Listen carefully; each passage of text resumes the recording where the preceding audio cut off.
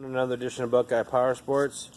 So we just got done working on the YZ125 and we went through the carburetor, adjusted the float, and we adjusted the air fuel mixture screw on the side of the car body, and then it fired up. So I'm going to have my son hold this selfie stick just like that.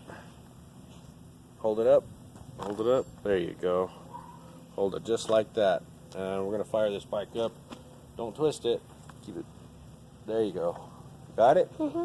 All right, watch what you're doing. I'm my camera guy for right now, buddy.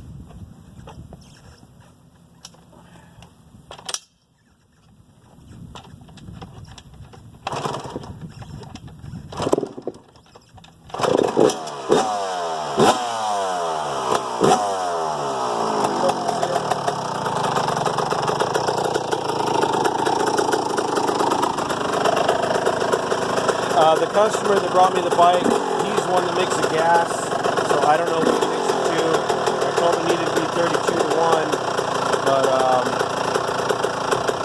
and so they, like I said earlier in one of my videos,